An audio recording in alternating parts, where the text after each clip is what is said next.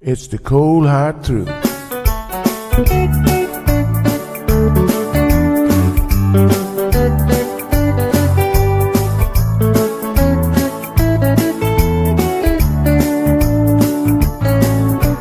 Everyone really want to know what's going on with her show. Just get on the air and you will know it's Sandra. The queen of the mile road is here, helping people from everywhere. Get on the phone and you will hear Sandra. Now she will tell you how it goes.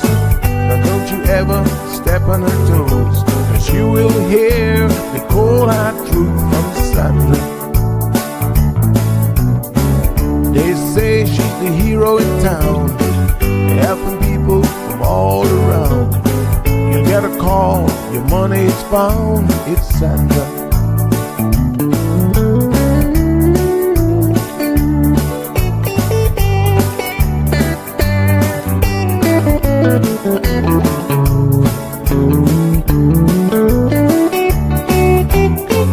Some will call her late at night just to say that there is a fight, and she will not just leave it alone.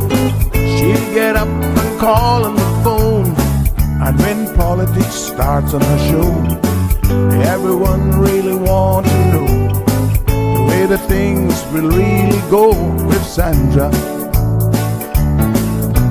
And some will start to criticize, get on the show and tell pure lies, but someday we'll realize it's Sandra. And when they start to argue again, she'll pull the heads to the wind, and soon you will be a friend of Sandra. 'Cause every day everyone wanna hear from Sandra. 'Cause every day everyone wanna hear from Sandra. 'Cause every day everyone got to hear from Sandra. 'Cause every day everyone got to hear from Sandra.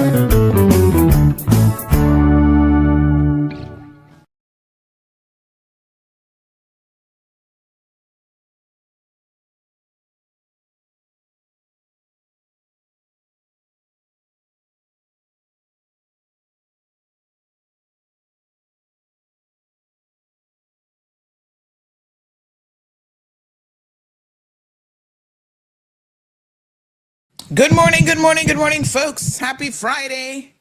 It is a rainy Friday in the Cayman Islands. Can I just do a welfare check to make sure it's raining throughout the entire island?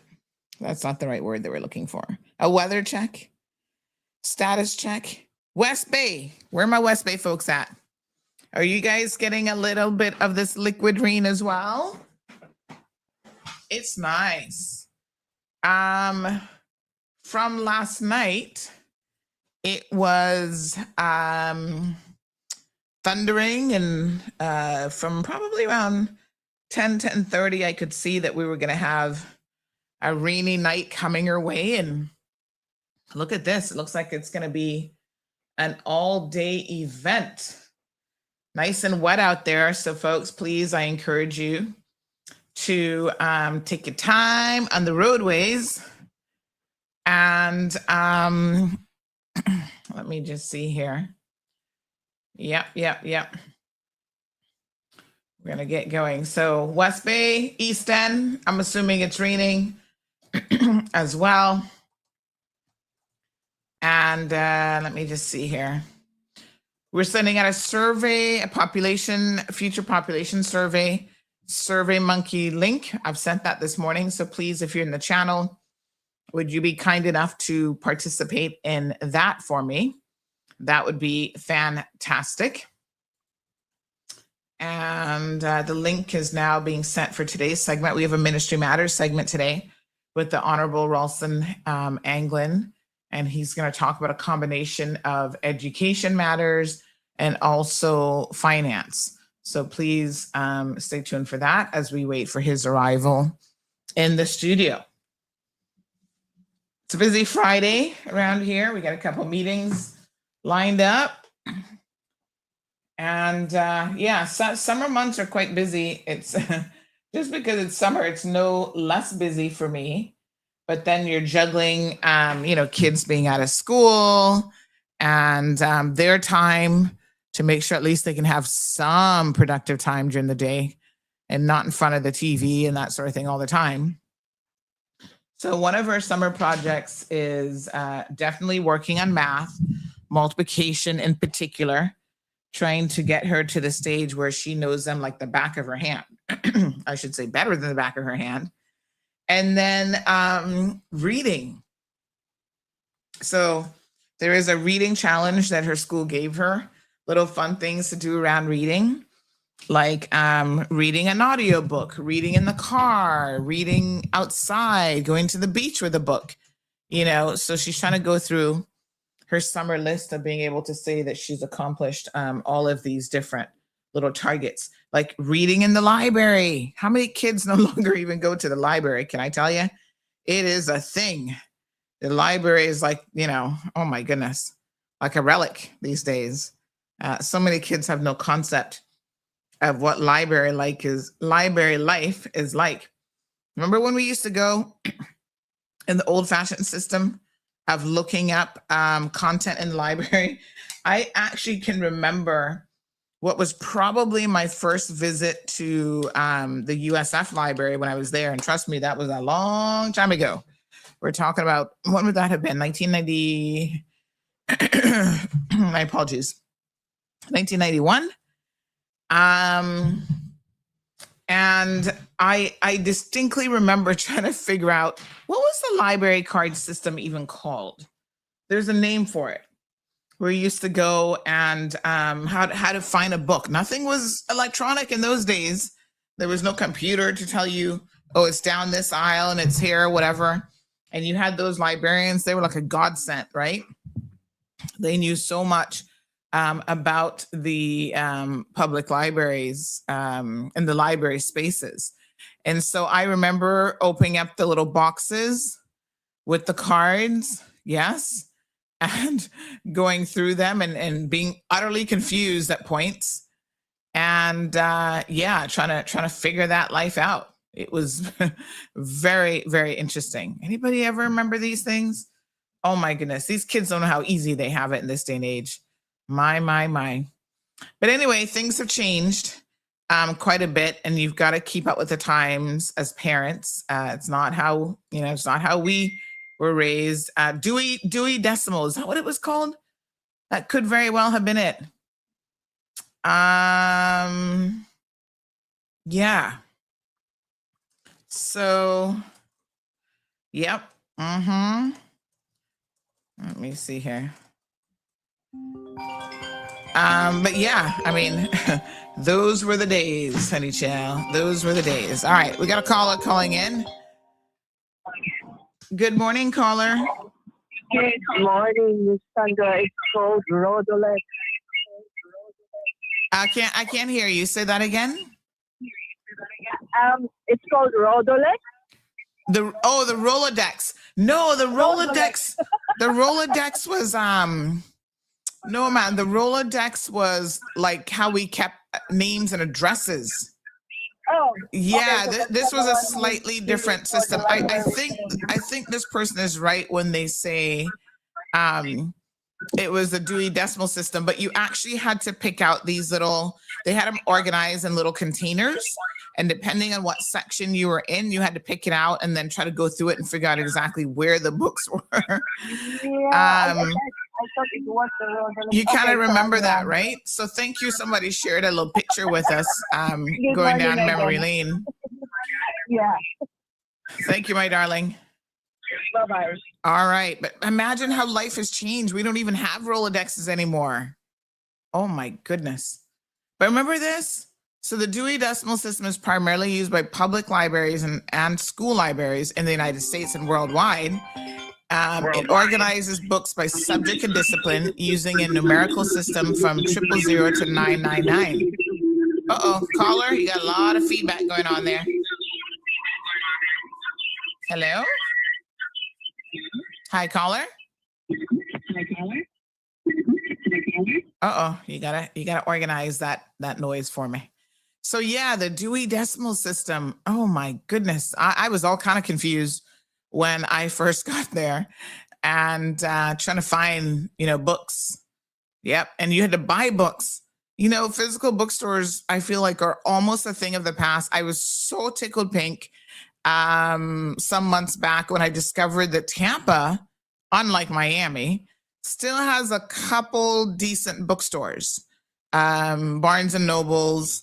And there is a bookstore that I saw on Instagram in Tampa that is supposed to be like the nicest bookstore in Florida. It has a reputation. It has multi-levels. It's just like so nice. And so it's on my bucket list. The next time I go and do a Tampa trip, that I'm going to go there. I'm trying to recall the name of it now. But anyway, it's like a really amazing design and, has amazing books and, all that great stuff. But yeah, I'm totally in. And so it's fun to do these things with kids to kind of show them how life is not all about the electronics, although, it takes up a lot of her time, but still exposing them to these little treasures, I think, is so incredibly amazing.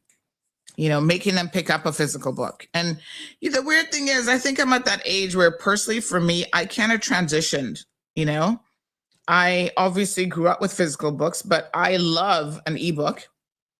I have, I don't have a Kindle anymore, but I've had a Kindle, but I read it like on my iPad, on my laptop. I love audiobooks to just, when you're driving, listen to a book as you drive. So I'm kind of like in that hybrid space where I do enjoy those more modern forms of reading. But, you got to admit that especially for children who are learning how to read, the best method for them is actually to pick up a physical book. I have, we went to the bookstore, not this past weekend, the weekend before, I think it was. I'm trying to remember now. Oh, the weekends are going quickly already. So she wanted to go to the bookstore there at Kamada Bay. Big shout out to First Chapter. And naturally, they've got toys in there, so you can't take a kid in there without them looking at toys. Oh, you wish. So she was, oh, Mom, can I go to the bookstore? I want to pick up some books. I said, okay, remember why you're going there now. It's to pick up books. Yeah. Mm-hmm. Some stuffed animal is going to be catching her attention, Shell. Anyway, we went in there and she found this new series that she really, really likes. It's written like a comic book. And she literally finished, she bought 3 books and she finished 2 that weekend. They're not like super, super long, but she really enjoyed it. So I've ordered a few more on Amazon because I think there was kind of a limited selection here. So I ordered a few more for her. And then I'm going to tell you guys, let me tell you the name of it. Hold on one second. I'm going to tell you about a new tool that I've found that is like really, really cool. So the name of the books are, let me tell you, it's the name of the series. So it's called Max and Chaffee, right? And so they're like little cartoon style. And she really enjoyed reading the first 3 now because she's completed those 3 already. And so they have different ones in the series. They're like really nice and colorful, and they're done like super cute, the cover and everything.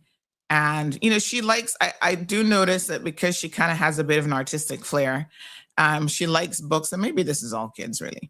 She likes books with a lot of color. So here's the cover of it. She likes books with like a lot of cover and really interesting little characters and stuff. There's also a little yellow guy, I forget what he's called now, that she's like into watching like his little videos and stuff like that. So she loves the series right now. She's like totally into it. And, anything to get them into reading. So if they like more cartoon style, mix it up. Because I've said to her, listen, not every type of book that you have to read, you're going to be like, oh, I love that book. But, you got to read it for school and for other things, right? And So one of the tasks was picking up a newspaper. So she did that. We went to the grocery store and she's like, oh, I need to pick up a newspaper. And I said, oh God, I have not picked up a newspaper in literally years. So anyway, we got the newspaper. And speaking of the newspaper, I got something coming down the pipeline about the newspaper. I'm going to tell you guys about that later on. Doing some research, and I've reached out to the ministry for some information because the landscaping of print newspapers in Cayman is changing significantly because of a government policy decision. It is just wild. But anyway, we'll dig into that later. So she picked up the newspaper. They were 90% all job ads. But anyway, there's a couple articles in there that she could try to read. So different projects throughout. She's got a whole list, like I said, of all of these reading challenges throughout the summer. So encourage your children to do these things. There's so many available online resources. I mean, this is the benefit now of living in this day and age. You know, I tell you, it is just wonderful because when I was growing up, my poor aunt struggled to help me with like schoolwork and stuff like that. In the States, there were some resources, and I always wish that Cayman had those. Like after school, if you were struggling with your homework, you might not have a parent who understands it. We had a toll-free number where you could call and get assistance from a teacher after school, and they could kind of like walk you through it. Wouldn't that be amazing if we could have that even like on a Zoom call from say, 4 o'clock to 8 o'clock, teachers were available to take your questions on Zoom and to help you with homework if you got stuck. But here we are as parents trying to navigate this new day and age where when our kids are off for the summer, we got to keep them busy. We've got that brain drain that they get, which by the way, 20% or more they lose in terms of information during those summer months. That's only 2 months that they're off. And so parents, you've got to do everything in your power that you possibly can. So I'm going to tell you all about something that I discovered. And Gianna is absolutely loving it. Again, it centers around reading. We're going to work on the math. But there is this tool. Let me get the correct name for it. I think it's called Get Epic. And basically it is books. Let me see. Yeah, it's getepic.com. And she is then able to pick and choose all of these amazing books. So let me just see if I can show you. I'm not going to log in because she's actually logged into the other computer. But here we go. So this website, please check it out. It literally has thousands of books. So this is the advantage of going electronic or having these electronic options, right? You can't buy thousands of books. I suppose you could if you had a big enough house. But look at this. These kids are into the Diary of a Wimpy Kid. That's like a whole series. So literally all sorts of ages up until 12. They have 5 and under, 6 to 8, 9 to 12. There's audiobooks. There's award-winning books. Add a twist. There's cultural books. There's looks like I'm gonna have to log in to kind of show you more. But there's tons of options here, right? So this is her little profile. And so right now, like here's Shark Week, right? So they're doing a whole series of books around Shark Week. And so right now she's into this series. She did the My Pet Slime Diary. She was really into that for a minute. And now she's reading some other kind of cartoon style book, but they have lots of stuff. Like you just tell them, what are you interested? Arts and crafts, slime, DIY, animal rescue. And then she can explore, courage, art books, and whatever she wants, school related stories. If she likes kittens, it's summer camp, social emotional learning, how to be helpful. And so she can go through and select a book and then it can actually read it to her. She can learn new words. So it'll say here, find these spotlight words throughout. She can earn badges and points. She can say, okay, this is my favorite. And then she just tells it, Read to her. Oh, this one looks interesting. Goldie Tops. So anyway, so it reads along with them, right? And they're looking at the words, so they are learning the words as they go along. They can read it by themselves if they want. If they don't know a word, they can click on it and it'll give them a definition. It's just an amazing little site. So check it out. Here's the Big Nate series. If you're a parent, you know that Big Nate has like this one's 169 pages, but it's kind of written again in the cartoon kind of format like this. And this is what she's enjoying reading right now, this kind of format, you know? So parents, amazing tools out there for you. Don't allow your children to have brain drain. And on that topic now, we're going to go ahead and welcome the minister on because he's got something to tell us about summer school.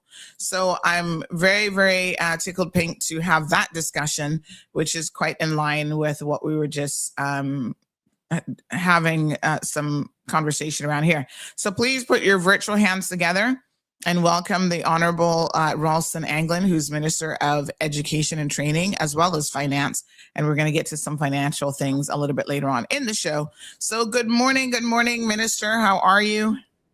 Good morning, Sandra. Good morning to Cayman, all your listeners, those here, those overseas. I'm hoping everyone is having a happy Friday. I know we're having some rain in different parts of Cayman, so thanking God for the showers of blessings. Absolutely. But doing great and very, very interesting opening to the show. So exciting initiative to have expanded summer school all the way down to year one. In prior years, they were targeted mainly around year 5 and 6, which are the transition years as you approach high school, secondary school. And so this is critically important because it really reflects our strong commitment to enhancing numeracy and literacy outcomes. That is critically important to our children.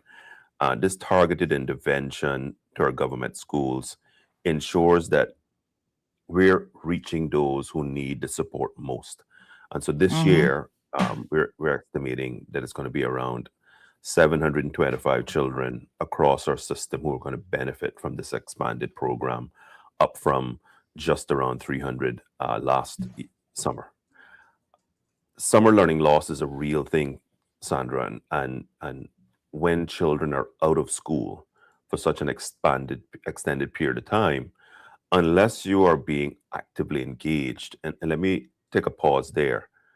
I keep harping on this point. School begins at home. And so to pick up on the point you were making, I encourage parents, get your children a book, get your children to the library.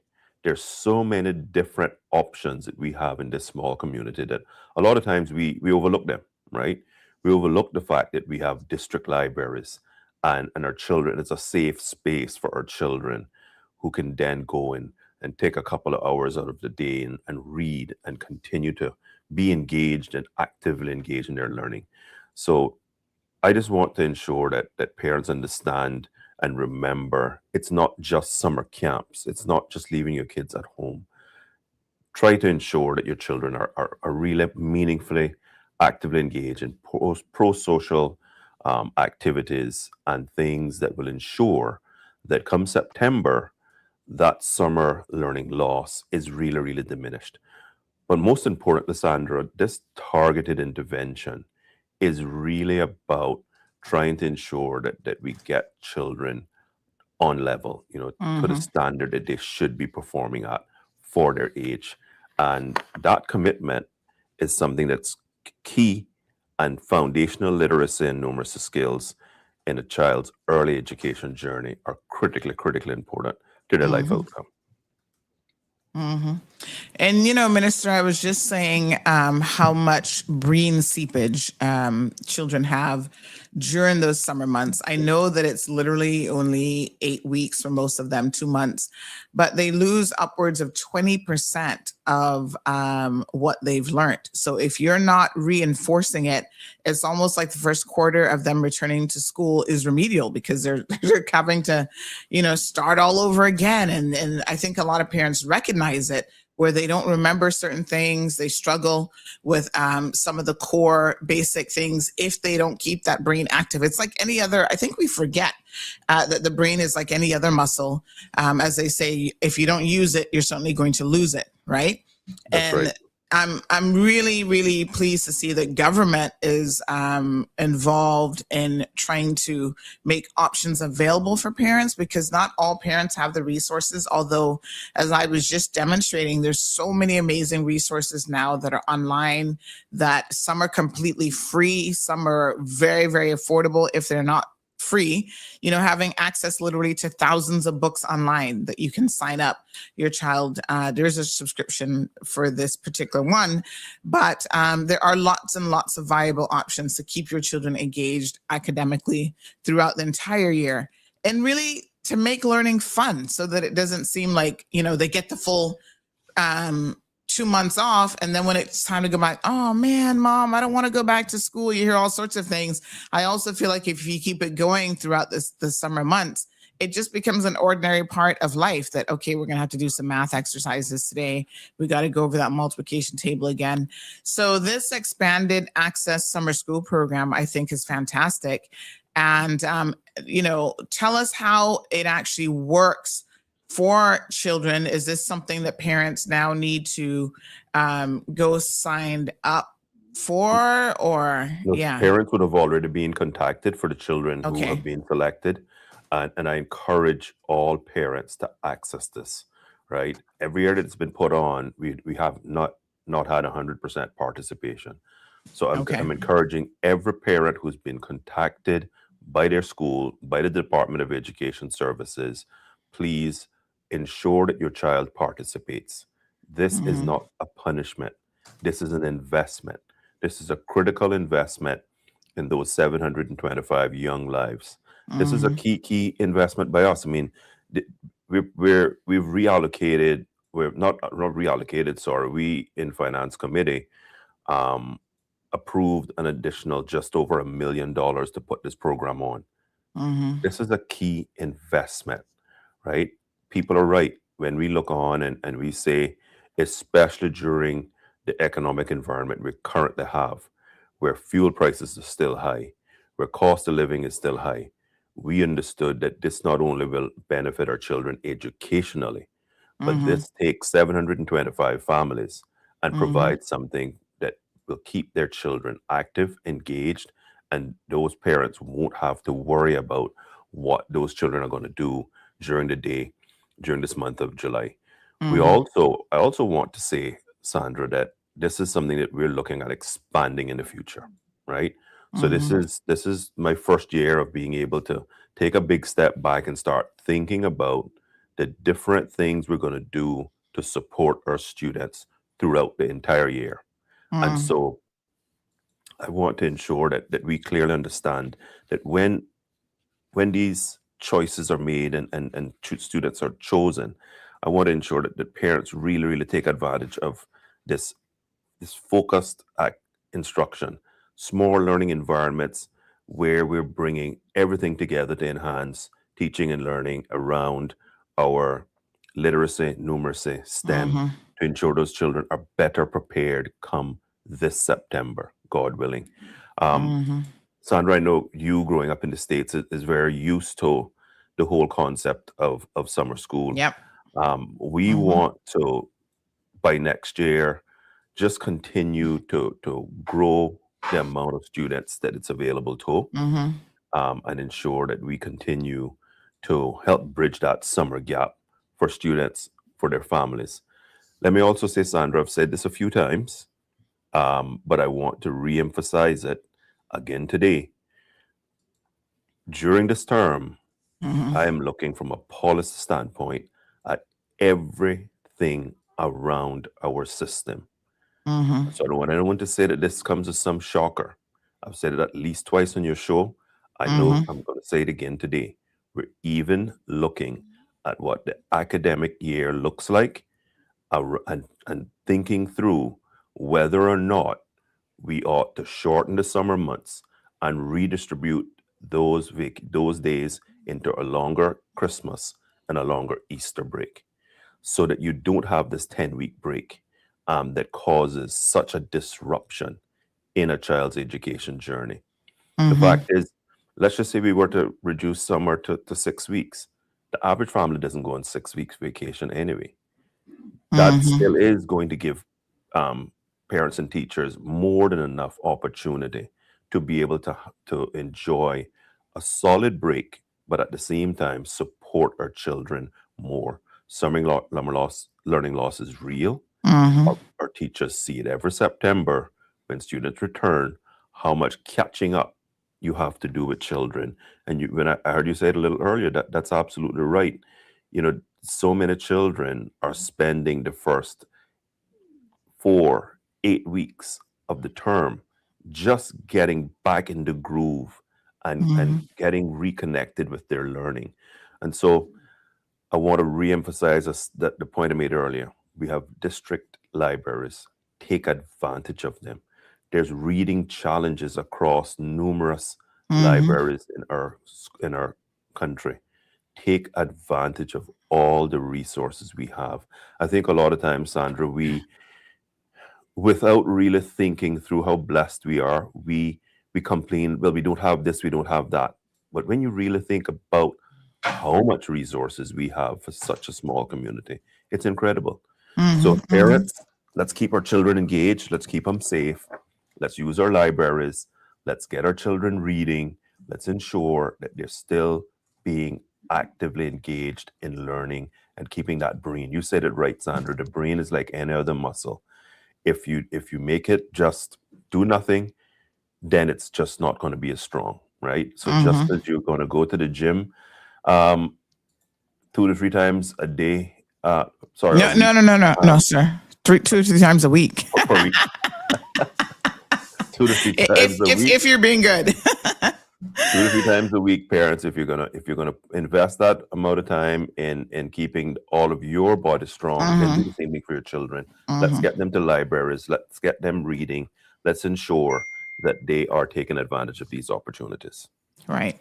So let's just go through the details again, folks, on how this works. So the students are actually chosen by their school to participate in the program from July the 7th. So it has already begun this week through the 24th. So they would know already if they've been chosen, right? Absolutely. One of the 700 plus students. Okay. And then it's years 1 through 5 who attend at their assigned primary school hub. And then outgoing year 6 students attend at their new secondary school. So that's really quite good to get them familiarized with that a little bit. And then this program, it again is the Extended Access Summer School Program, is targeted for years 4 through 6. And it's available now. Well, that was what it was before. Now it's been expanded further for years 1 through 6. And 725 students roughly this year are going to be able to take advantage of this government primary school expanded, program. And this is fantastic. Absolutely. Yeah. All right. Targeted at literacy, supporting literacy and math support. Minister, can we talk a little bit about, I was just mentioning earlier, I always reminisce about my experience having primarily gone to school in the States because I left Cayman from Georgetown Primary. I think I would have just been going into the 4th grade, year 4. So I'm much more familiar with the American system, and we were reminiscing here about when I first went to USF. I don't know, you might remember this because I think in age we're probably not that far off, but remember the Dewey Decimal System, how we had to manually look stuff up in the library? Oh my gosh, I was so scared of that library at USF because it was so big compared to even what we had at my high school. But one of the things that was really instrumental for me, because I think as most Caymanians, grew up, no silver spoon in the mouth, relatively poor, hardworking, maybe considered middle class. I don't really know.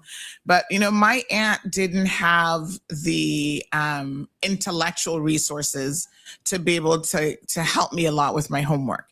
And if you're a kid who, all of a sudden I'm thrown into the American system, there was many years of like adjusting culturally and otherwise. And you don't have that support at home. You don't have someone who understands algebra. You know, it's confusing enough. You get bits and pieces in school, but when you're sitting down there trying to figure it out and doing your homework, you really, really need additional support. And I distinctly remember that my uncle, who used to work, he had 2 jobs. So he'd come off of one job and go to the next job, but his sort of afternoon job, a lot of times I would go with him while he was working that job. He was a janitor at a local school. I think it was an elementary school too.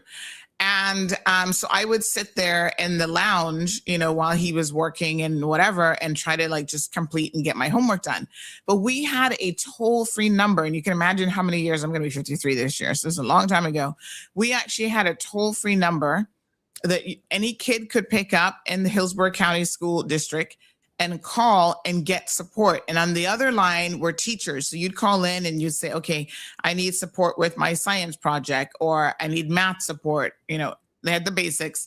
And based on your level, they'd patch you through to the correct person. And then you could ask them questions. Like if I had a problem, a formula that I just didn't even know where to begin, I couldn't figure it out, there was someone on the other line who could kind of walk me through it, give me some guidance, and actually help me with my homework. And that program has stuck in my head all of these years because I found it to be incredibly helpful in getting through homework, understanding concepts, because again, I didn't have anyone at home who was really able to help me. I don't know if you've ever put your mind to making something like that available here in the Cayman Islands. Now, of course, they could do it by a Zoom call, so they could actually see their teachers. So Summer's here trying to contain this brain drain. I've got Gigi signed up for tutoring with her teacher at her school. And so we just started this past week. It's 10 o'clock. She's got a tutoring segment. She'll log on to Zoom and they're going to go through their ILS system, do different questions. They'll do some literacy, some numeracy work as well. Anything like that we can have throughout the year where children get support after school if they need it? Sandra, one of the things that a lot of people don't realize is just how dedicated and how much effort and energy a lot of our teachers put into our children. Mm-hmm. I can tell you right now that across our islands, especially at high schools, we have teachers who are always putting on enrichment programs after school. Parents need to be more engaged. Parents need to ensure that they take the reins and ensure their children take up these opportunities. I can tell you that we don't have a toll-free number, but what I can tell you is across our schools, there's always teachers putting on enrichment programs. Now, the other thing that we do is through our extended after-school program, which I started in my first term, and we did the National Extended After-School Program where we were filling that gap from 3 to 6 p.m. is our homework clubs. Homework clubs are a feature of all the extended after-school programs. Again, parents need to be engaged and ensure that their children are being engaged and participating in all those programs as well. Let me say this as well. I can tell you that at most schools, PTA sessions, they are doing a wonderful job now at actually supporting parents. Here's the unfortunate truth. Most parents are still not attending and participating actively in their PTAs. I can tell you, for example, at the Sir John A. Cumber Primary School, a key feature is starting their PTA sessions with support for parents as to what's happening with their children in schools so that they, parents, can support their children even more. We have embarked on the journey of creating our national PTA. And one of the key things that I'm determined to get in place this year is going to be a much more standardized approach to parent-teacher associations. We have some that are stronger PTAs than others, and that should not be the case. Like we shouldn't have excellent practice happening down at the Sir John A. Cumber Primary School, for example, and that not being shared across all PTAs as a common approach. And so that's one of the things that we want to do to support parents more so that parents can support their children during their educational journey. But Sandra, don't let me be clear. We have homework clubs. We have tons of Okay. additional enrichment programs that our teachers put on. And I can tell you, during our school visits, Mm-hmm. the comment was made time and time again, especially at secondary, that a number of the children that teachers actively encourage and actively encourage parents aren't showing up. If a teacher reaches out to you, I'm saying this directly to parents.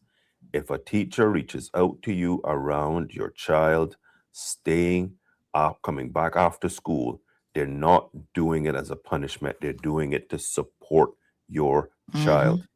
Please ensure your children take up these opportunities. They're critically important. It will only benefit them in the long run.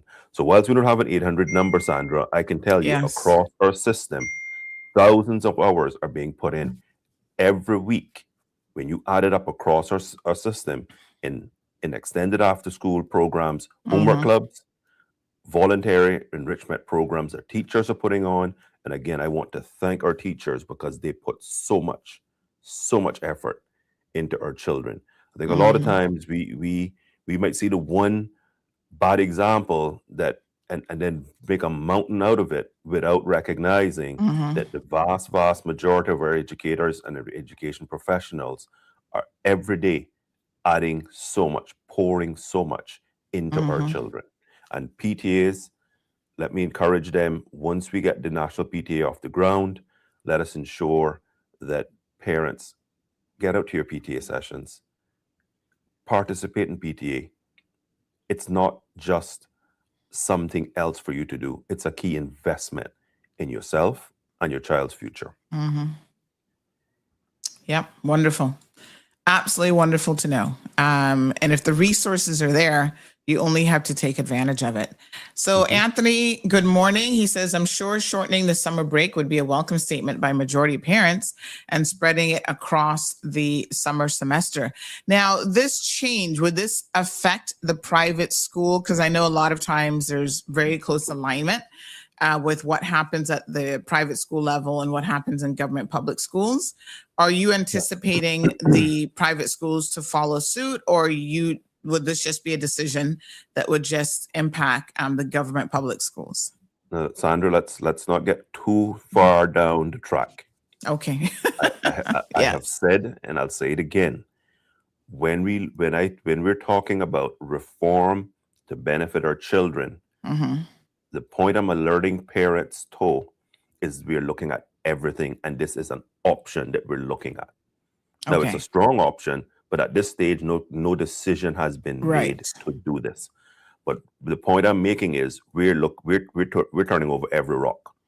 We're not going to leave any stone unturned when it comes to what we're going to consider in terms of policy positions to benefit our children. And that is one of them that we are strongly considering. Okay, I got you. So let me just ask you, because I think sometimes the general public, including myself, gets a little bit confused when government says they are considering something. We saw this recently with the motion about the public holiday. 90% of Cayman still believes that this October we're going to be having a public holiday, and they don't understand what a consider motion is. So can you explain this for us? This is a parliamentary, situation. There are different types of motions. Can you tell us what the different types of motions are?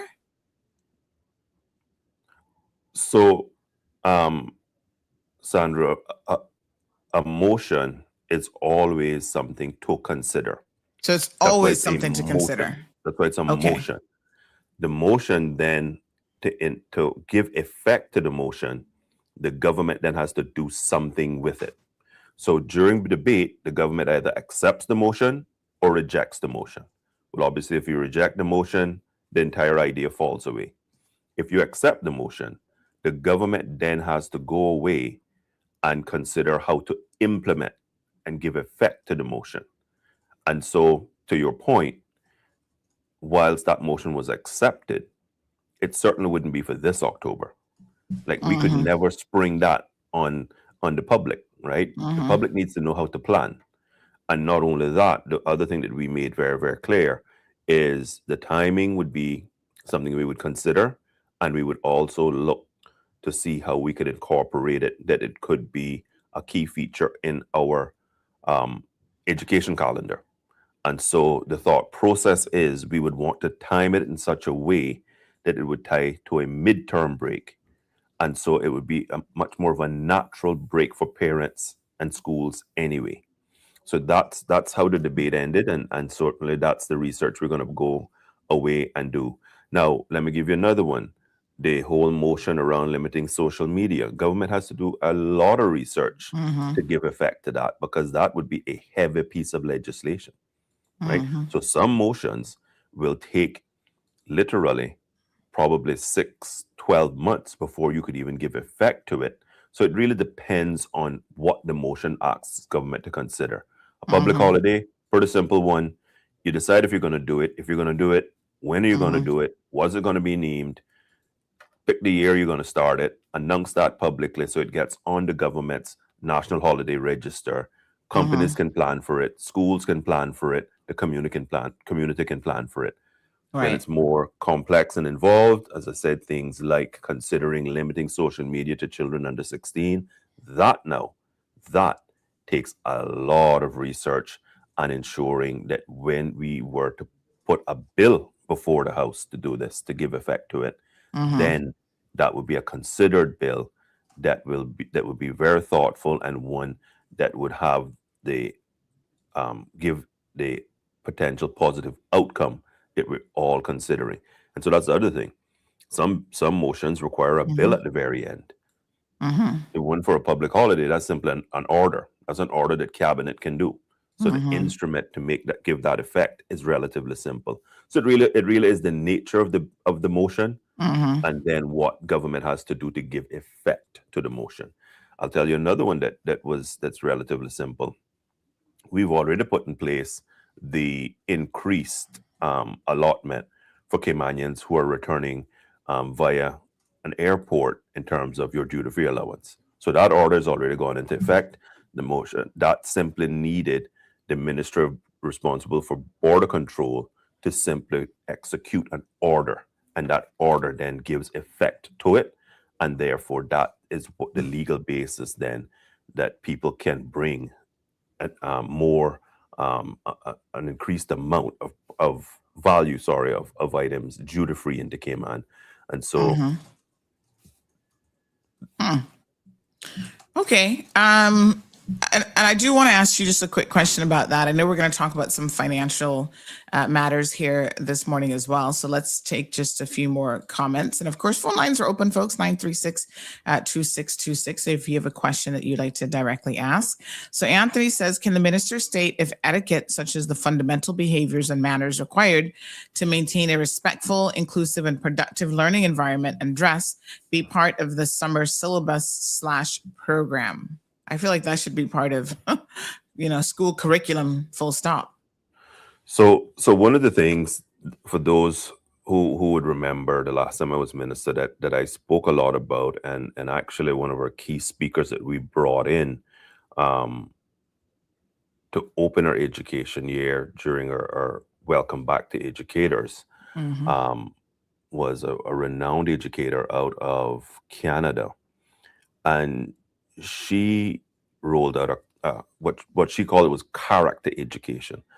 People are going to call it different things: civics, character education. We're looking holistically at how we're going to infuse more of our heritage and culture into our system, but we also are looking at what can we do to enhance those sort of foundational type of behaviors. Now, we have some programs that already push it. For example, the Young Gentlemen's Club, I think it's what it's called, that is at primary school level, does that, but it's a small portion of the school population that get exposed to that. So that's good work that's already happening. To the author's point, we need to push this more into our base curriculum. And so we're looking at how we can infuse more of that values-based type of foundational instruction, right? Now, let me take a step back, and I'm going to make this point time and time and time again. Parents, this is stuff you should be doing. Let me speak to parents here now. This really, let's be fair. This shouldn't be something we should have to do at school. But the fact is, we live in a time and we live in a community where that is something that is being added to as an ask to the school system. But I want parents to really, really think carefully about what you're saying to your children, what you're demonstrating to your children, what they're mimicking, and what you accept at home. What is your level of accepted behavior at home?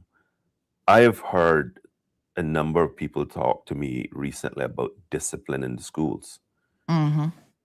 Discipline in schools really shouldn't be an issue. Now, we know it is. We know it is. But the fact is, it shouldn't be, because the behaviors that children demonstrate at school should be what they're demonstrating at home, and it should be well-behaved, respectful, having good manners, keeping yourself neat and tidy, and showing up in a way that is positive. The school system in Cayman and many other countries is asked to do so many things that should be being enforced and being done at home. And I'm going to challenge parents.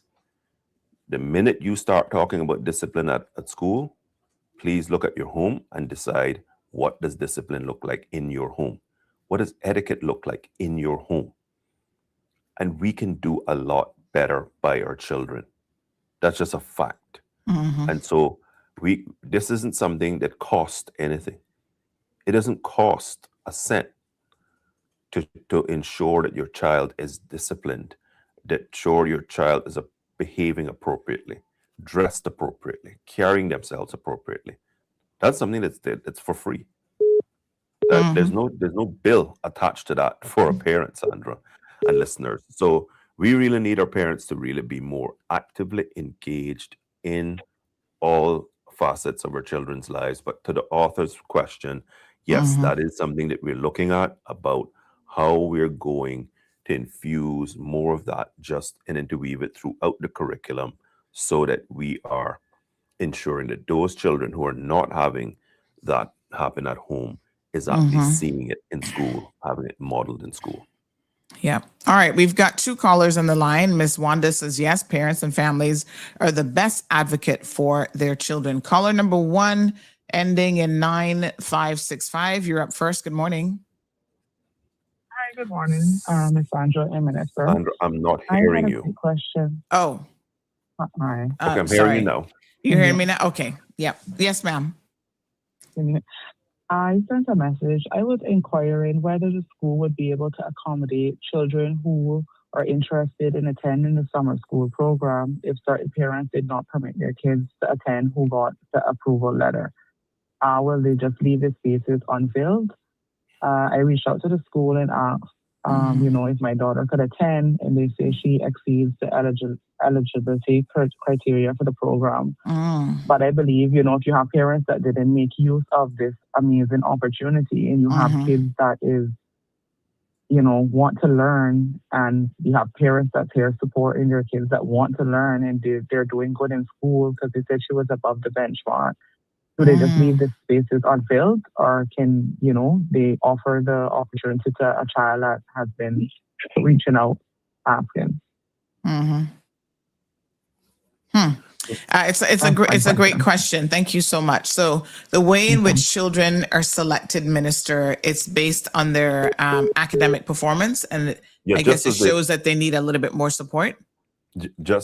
Modeled just as you would have seen summer school when you were in the U.S. Absolutely right. That is exactly right. Yes. Well, all I can say to the parent is, please reach back out to the school, because I'm sure that if all the spaces aren't filled, that principal might very much consider whether or not to fill it with that one additional child who is performing above level and therefore would not have been chosen.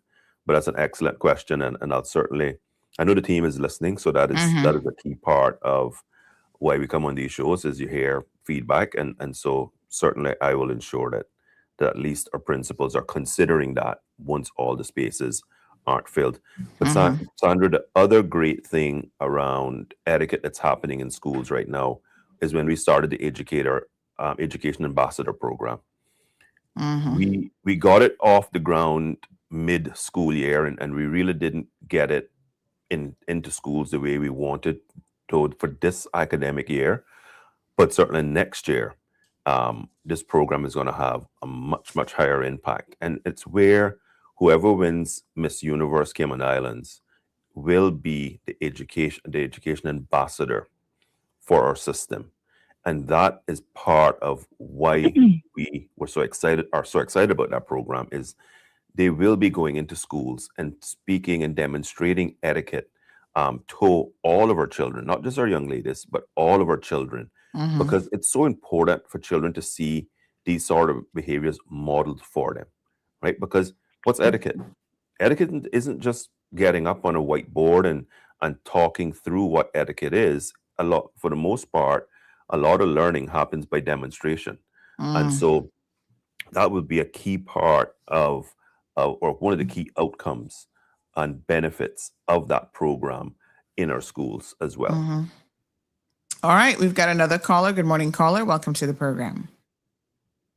Good morning, honey child. Good morning, Miss Romelia. Good morning, Minister. Oh, I'm Good blessed morning. and highly favored beyond all measures. Wonderful. Ministers, you touch a key point, which I reached out to you and both Sandy regarding the same situation. And I'm very, very happy that you said something that needed to be said in a very, very long time. Parents. It is crucial that parents listen, understand the magnitude of what is happening with their children, which you have some parents is the cause of why their children is displaying what they are displaying. You have children going to school high up on drugs. You have children going to school with nose ring in their nose. You have girls going to school with short miniskirts. You have boys going with pants below their bottoms. That is not good, because the way you present yourself from a young age is how you're going to present yourself in society. Nobody's going to want to hire you. It's embarrassing to know that they went through our government schools and were taught, and this is how they are being presented out into the world.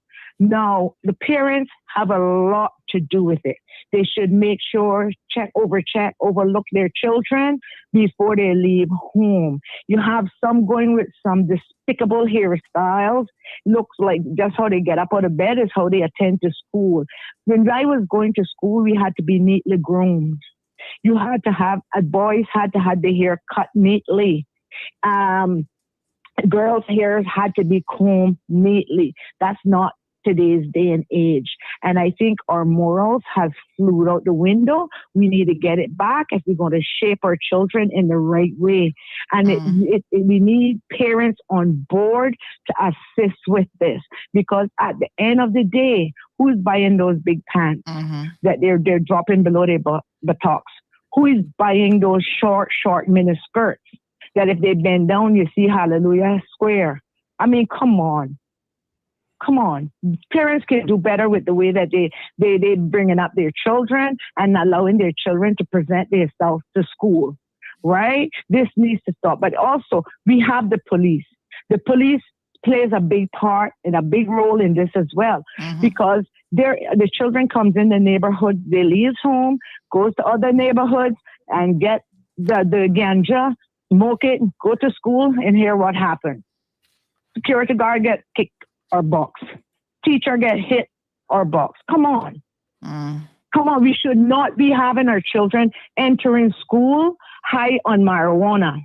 We can have their dogs at the bus station to do checks. We need to do something, because we just can't let go and give up on our kids and they become terrorists. After they can't get a job, they're out there creating crime. how can we work to help these children? The community needs to come together with the police. Teachers need to be on board, and let's see how best we can help our children. Because in this day and time, in age, we are losing our children. We are losing it. And if you notice, it mostly comes from broken homes or don't care homes, I would say. You understand? Yeah. But Minister also said something that if your child behave at school, that's the same way they behave at school. No, sir. I'm a living testimony to that. I'm a living testimony to that, because in the display that would be happening in the school, it not most naturally, not all the time that said display is being displayed at home. It could be that influence is happening outside the home, and that child is acting up to be cool with friends, and when he's at home, he's still like a lamb. I am evidence of that. So I mean, it just takes to look into both sides to see where it's coming from. But once again, I want to say, parents, please, your children is our future, and we don't want them out there creating crime. Let's get some things going. Let's get straightened up and fix what needs to be fixed. If the system is broken, let's fix it. It is broken, so let's fix it. Thank you. All right. Thanks very much, caller. I mean, I always say, Minister, that it's possible for two things to be true at the same time, right? So, yes, there are some households where the child is growing up in a very, with, the best of manners and so on. But in the vast majority of cases, so when we make these kind of statements about what's happening, we're talking about not the exceptions, but the rules, right? In the vast majority of households and situations with children, the chaos that they will display in the rest of their lives is coming from somewhere. And that somewhere is the households that they're growing up in. So they're growing up with single parent homes, and the mother or father, whoever is the primary parent, is struggling perhaps with multiple children, and they don't have the resources to discipline and to teach them. And to, you have other situations where parents they wrongfully believe that as long as they pull out the proverbial stick and they're always beating the child, that the child looks like the child is in submission to them, when there is a lot emotionally and psychologically that they themselves as a parent are not even equipped to see, right? So parents also see what they want to see. So when she was talking about that meek little humble child, I know a lot of parents who think their kids are good. And when I look at them through a slightly different lens, I'm just like, oh, you allow your child to do that and to get away with that in your household. And then sometimes children are just exposed to too much. You know what I'm saying? They're seeing too much. They're seeing the parents in chaos. And I mean, I'm from the old school where my aunt, she had a very, very strict, sort of regiment when it came to disciplining, but she was also a firm believer that there were certain things that children should not be exposed to. They shouldn't hear. They shouldn't be part of certain types of conversations. And that was in the best interest of the child, right? So, in colloquial terms, we'll say that we're force raping children. And in this day and age where we have technology that can be helpful and harmful to children, most parents don't know how to get the technology under control. They just give them a phone. And then we see predators online taking advantage of our children right here in Cayman.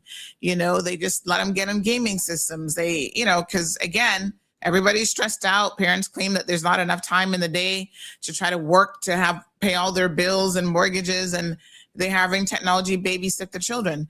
So I think, to be fair to Mr. Amelia, in the vast majority of cases, it's starting right in the homes. And the parents themselves may not be equipped.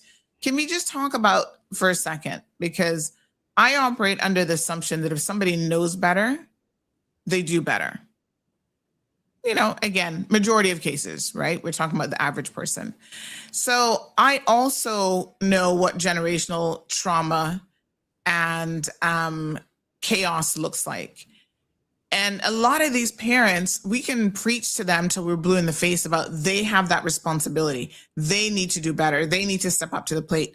But what if they just don't have the tools to do any of that? right? Yeah. And Sandra, let me take another step back. Again, Sandra, we have so much untapped resources in this little country. The Mm-hmm. Family Resource Center does so much good work in this community. Reach out if you need help. We have so many social systems that can help parents. Now, do I believe we have this utopia society? Of course not. But I Mm-hmm. do. But I can say, Sandra, that we do have a lot of resources that are going untapped, and therefore parents too. If you're struggling, reach out, put your hand up. There's no shame in putting your hand up and saying, Mm-hmm. "I just need additional help." Now, let me make two Mm-hmm. comments. So I agree with you completely, Sandra, about the two things can be true at the same time. Yep. I didn't say that every child that misbehaves at home. Yes. Yeah. I'm saying that there's a direct correlation usually. Chaos at Mm-hmm. home, poor behavior at home, poor behavior at school. Of course, you have Mm-hmm. some, but that's a minority of the situation. Mm-hmm. That yes, there's a saint at home, and then as soon as they get to school and have negative influences around children, that Mm-hmm. happens. That peer pressure to try to look cool, etc. And that again is about coaching, teaching, and learning. But when it's reported by the school parents, Mm-hmm. you need to support the school. Right. Like this cussing out the teachers and this, oh no, it's not my child. Oh, Mm-hmm. this child, these teachers are the big bullies, and our children are the victims. Look, the every education system has some practitioners that at the end of a year contracts aren't renewed. What I can say is Mm-hmm. the vast majority of our practitioners do a wonderful job in our system. And so Mm-hmm. we need to ensure that we are supporting what's happening at school. Now, I can also say that I've gotten some complaints around cultural nuance, and that has been an issue in Cayman from the time I was in the system and before, because our population quickly outstripped our capacity to teach. So whereas in my parents' generation, it was Mr. Genevieve Borden, etc., who were the teachers here. Within a decade, Cayman had grown and grown and grown. 2 decades later, we then had to start bringing teachers in. And once you start bringing people who are outside your community with different social norms, different cultural values, there's always going to be a cultural conflict. And so, one of Mm-hmm. the things that our teachers have been asking for, and we're going to be supporting them, and that's why you saw heritage and culture demonstrated so strongly in the school leaving ceremonies this year, is teachers have said to us, give us more tools. We are not Caymanian, so give us more tools and Mm-hmm. give us more knowledge so that we can be imparting more of that as we go about acting and being in the head of a classroom. And that's something that we're committed to, is getting more and more and more of that into our system so that we can support our educators as they support our children. I'll Mm-hmm. say one other thing, and I've heard this comment made. Please stop saying our system is broken. How can an education system be broken when Mm-hmm. last year at Clifton Hunter, for example, we set some of our best results to date, and we're having such a high percentage of our children now achieving, relative to before, 5 level 2 passes, including math and English. Those numbers continue to grow. Are they Mm-hmm. where we want them to be at that 65% mark? No, they're not. But certainly we're on the path to getting our system there. Our system is not broken. Let us stop saying the public education system is broken. Do we Mm-hmm. need to continue on the journey to great? Yes, we do. Do we need more school counselors, more school and Mm-hmm. school inclusion specialists, more education psychologists? Yes, we do. There was a clear message coming out of our school visits. And so, as minister, I'm going to be taking that as a proposal to our caucus to see how we can fill those gaps. Because the truth is, we're not short on teachers and assistant teachers. Mm-hmm. What we're short on now are specialists who can help that small but very disruptive portion of our student population. What teachers are telling us is, You may have a classroom of 20 children. They have to disproportionately spend so much time on 4, 5, 6 children that everybody else in the classroom is suffering. And you certainly can't have a system where you're going to take all those children and believe that you're going to have this reform school where all of them get banded together and we just remove them and exclude them. That doesn't work either. Research has shown that across the globe. So inclusion is key because it's key for those children to be with their peers, to see their peers demonstrating good behavior, but then supporting those who have those special and additional education needs. That's why rolling out more sensory spaces and sensory gardens across all of our primary schools is so important, Sandra. How do we support children to get re-regulated when they have an episode? And remember, a lot of children now, some of this is biological as well, right? So some of this isn't just about learned behaviors, but some of this is biological. I'm convinced, and the research is starting to show more and more, a lot of it is overexposure to technology too young. We need to limit device and screen time for our children. And when I say device and screen, let's be clear, we're not just talking about the phones. We're not just talking about the tablets. We're also talking about computers. We're also talking about gaming systems. We're also talking about TV. Screen overexposure to all screen time is having a negative impact. Yeah. Sandra, I don't know if you saw recently, but yet another education system has now come out and said that they are reverting back. So just last week, week before last, let me get the dates right.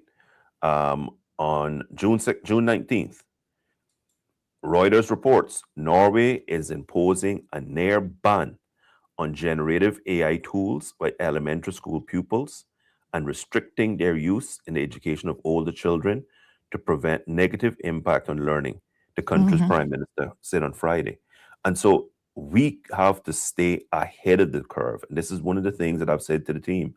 I'm not going to be putting Cayman where we've been traditionally, which is great research is happening internationally, but our system doesn't react.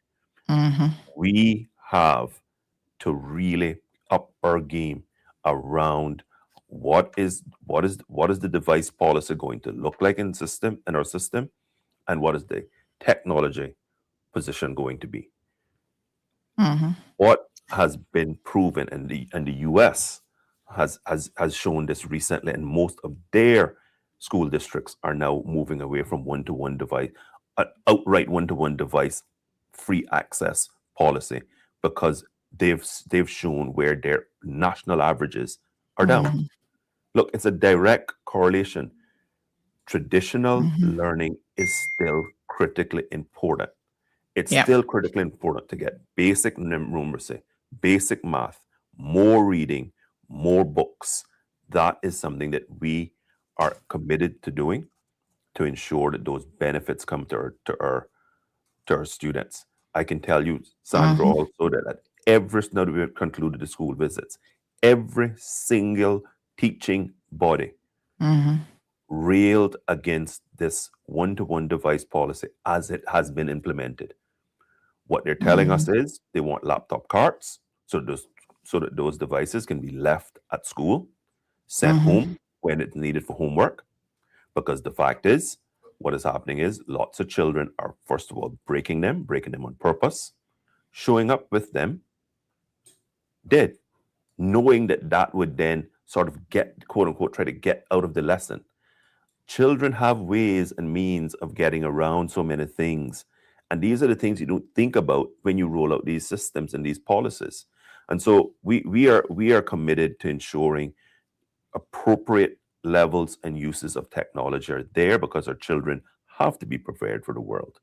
But also, we also know that there are downside risks to a lot of these very positive things that we implement. And so that's going to be another key thing that we're going to be doing to try and support all of our teachers and all of our students, because after all, this is all about our children. Everything that we do has got to be about what is the positive impact that it's going to have on a child's education journey, therefore their life chances. Okay. Ms. Amelia says, shouldn't our teachers know about our culture before being hired to teach? No, that's impossible. Let's be real. How is that possible? How can you hire someone from the UK and before and they interview and they're going to know Cayman culture? A person lives and has their being wherever they're from. Can a Caymanian who has gone to university and let's just say decides that they are or required to do in their teaching for their teaching license in the state of Florida to be completely au fait with what is traditional Florida culture or UK culture? No, they don't. But we need to support them. That's that. Look, we're not going to fill the gap in need of overseas teachers anytime soon, right? Life has to be about accepting where you are and what your reality is. That's a reality. Given that that's a reality, how do we then support the persons that do come in? And they're not going to just magically, how is somebody going to magically know Cayman culture? Who's going to know the nuance of how Norris Pointers speak? Who's going to know all the things around how we like to cook conch and how we like, and basic small things that we picked up during the visits. Because people who've been around me know that my old auditor hat never goes away. Whenever I look at a page or I look around a room, how I'm wired is I'm automatically looking at every little detail, right down to small details like the pictures in our cultural corner of our meals. We're going to standardize that in our system because some of them were definite, in my opinion, were AI generated. And so therefore they were distorted around what the reality is. But a lot of teachers, when they Google and they pull it up, they're not going to magically know what a plate of turtle meat ought to look like. Those are small little things, Sandra, and you got to pay attention to all those details as we look to build our system. Okay. All right. Very good. Thank you guys so much for your comments. Miss Barbara G says, I'm sick of hearing that the system is broken, and this is mainly said by the parents that have no control of their kids. Teachers teach, preachers preach, parents are responsible for their children. Stop spoiling your kids and then expecting others to fix them. So Ms. Amelia sticks with her position that the system is broken in the way that they're allowed to present themselves to school. So she is very singular-minded on that perspective.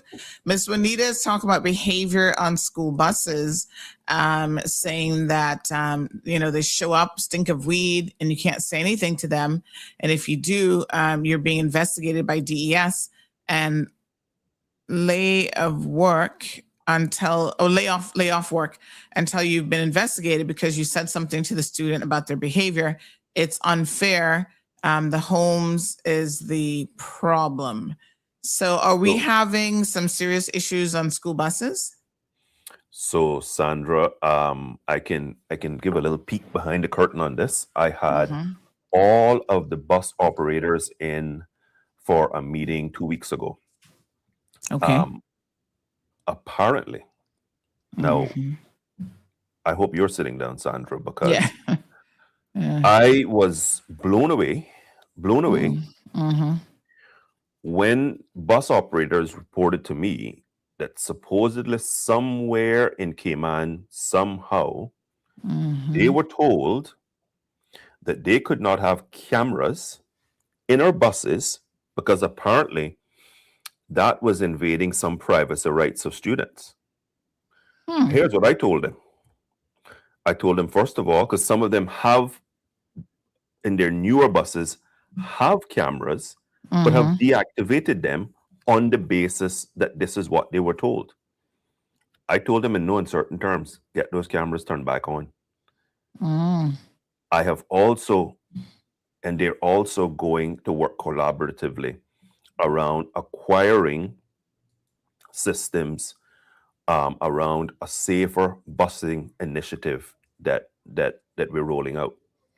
So I want not only cameras inside all buses, I want cameras at the front and rear in case there's an accident.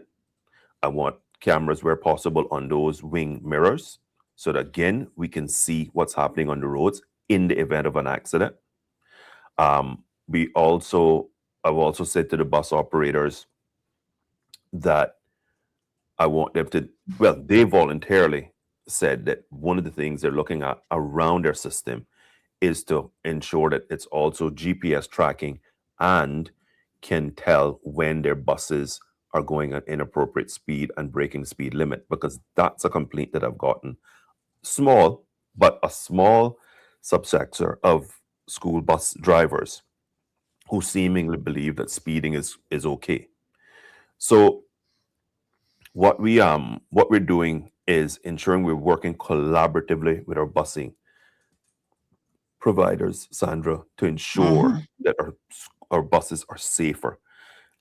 The author of that message, I can almost guarantee you that whatever incident they were referring to would more than likely have been easily clarified or much easier clarified if we had cameras in the buses. Yeah. Because what's happening now is something happens, something is said, and it's a he said, she said. It's either something happening between students or between a student and a warden, a bus warden. And then the warden says one thing, the students say something else, and then who's telling the truth? And so I'm committed to the Safer Busing Initiative because I've said to the team, I've gotten one too many complaints around busing, and the bus operators were delighted with this sort of approach and support, because they too were frustrated around incidents on buses. Let me say one other thing, Sandra, that I didn't know. And it's something that I want you to remember, because I'm sure when I'm off, you'll either get messages or you'll get someone on another day. School buses, I didn't realize that in a large number of school districts across the globe, including the United States, a lot of school buses purposely come without seat belts.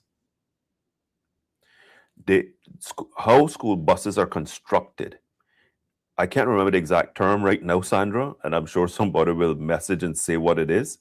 There's a certain type of seat that school buses are built with, that they're designed to keep children actually safer. They don't have a seat belt. And I was absolutely shocked that they could report to me that name certain school districts in Florida that have reverted back to that style of bus because they were proven to be safer even during a crash, or worse yet, if a crash then involves a fire on the bus.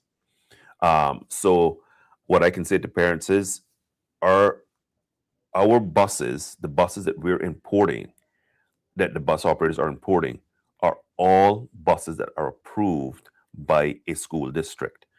What I've said to them is I do want to get a list so I can get a good idea on what the inventory of buses look like, because that was a question that was asked of me. So that's one of the key questions that I had for them when I met with them. And so the answer was quite interesting, and it was quite enlightening for me to learn, a lot more about school buses than I'd ever known before that 2-hour meeting. Thank you, Minister, for that. Thank you. Cameras in schools, yes. Yeah, Barbara's asking, what about cameras in schools on the school campus? Right. So we've had a number of providers proactively reach out to us, and now we are looking at what we're going to do around getting not only cameras in schools, but better technology in schools. So right now you have some cameras that already can come with listening devices where if certain keywords are said, it triggers. So if somebody says knife, if somebody says gun, so the technology that is out there is really, really, really good.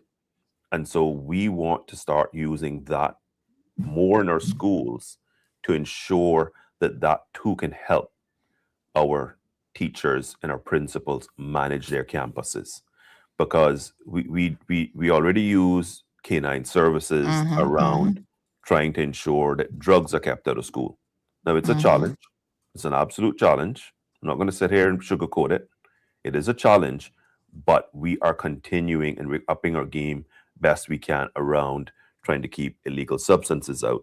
The other thing it can then do is a number of these cameras, as has been said by the operators, they can even detect things like vaping, because that's another issue that we're facing on school campuses is kids going in little nooks and crannies that don't have a camera, pulling out a vape and vaping on campus. So we are looking at all those angles. The author of the question was quite right. It would be in the areas that are where it's appropriate. Obviously, you can't put cameras in the bathrooms, but certainly all the public areas, we are looking to support our teachers. We did have a few schools who did complain about that as well, because whilst most schools have some level of technology, what some of our principals and teachers reported was there are certain areas of their campus that they're not able to have sight of. And that is something that we will be looking at addressing in this upcoming school year, is going around now the system, taking a complete inventory and addressing all of those sort of black spots and hidden areas and getting cameras in there to support our teachers. And as I said, other technology that can detect aggression, can detect certain keywords, and can detect vaping and that sort of activity. Sounds interesting. Might be a challenge detecting that West Bay nor West Point accent, though. All right, folks. Mr. Anthony says the words Raleigh are seeking to describe school buses, seatbelts, or compartmentalization. All right. Thank you, Sir Anthony. Miss Renita says, yes, Mr. Anglin, they're needed, please. If I'm not even there any longer to protect the others, please and thanks. Talking again about the cameras on school buses. I'm surprised that hasn't been implemented a long time ago. Mello D says, good morning, CMR and Minister Anglin. With the growing number of behavioral specialists in our schools, are there currently any programs at UCCI or ICCI that prepare Caymanians for those roles, for these roles? If not, are there plans to introduce one or offer scholarships we can train more local behavioral specialists? Good question. Well, that's already provided for in our scholarship program. I mean, any Caymanian who applies to take up any profession right now, once they have the grades, gets a scholarship. And so we need more and more people of our Caymanian children recognizing that you can have lots of wonderful career in schools, not just teachers, right? You can be a specialist teacher, you can be a specialist coach, but also you can be a school inclusion specialist type of individual as well. One of the things that we are committed to doing, though, is ensuring that we continue to offer that sort of additional professional development for all of our classroom teachers, de-escalation techniques, etc., because that's not something that just naturally comes during your normal education program to become a teacher. So that sort of professional development has been in the system for a long time, but we recognize we can never have too much of it. Right now, we do have a number of programs at UCCI. ICCI wouldn't be appropriate. ICCI is now basically, as I understand it, an evening and technology-based type school at this stage. So really, how we shape more of these courses in the social sciences department at UCCI is something that we're going to continue to build out. We still have the conversion program for persons who are of other degrees and would want to become a teacher at UCCI as well. During the graduation, I was, so pleased at the number of persons at UCCI who graduated with their bachelor's in primary education. There was a number who also graduated with their, I think it's a diploma in early childhood development and education. So UCCI is offering instruction in those spaces. We have I think it's 2 or 3 that, if I'm remembering correctly off the top of my head, young people who will be taking up either teacher or assistant teacher posts this upcoming academic year in our system who are coming straight out of the UCCI programs. Mm-hmm.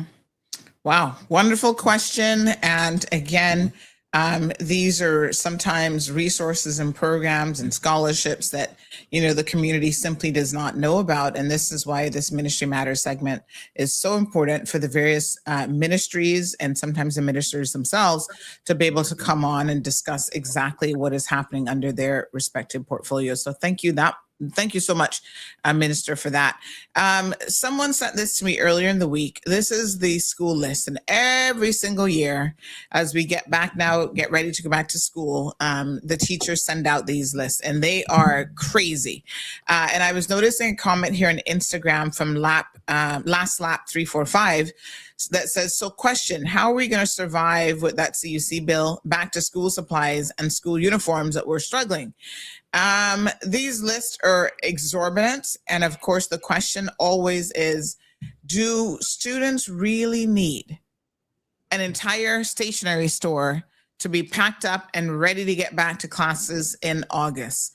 I do know I did send this across to your ministerial team, and they did share that they were going to be looking into it and perhaps speaking with some of the schools. What's your take on this, Minister? Every year it's a complaint that we get here on CMR. So I'm glad you said you'd already reached out, because that was exactly what I was going to say to you as well.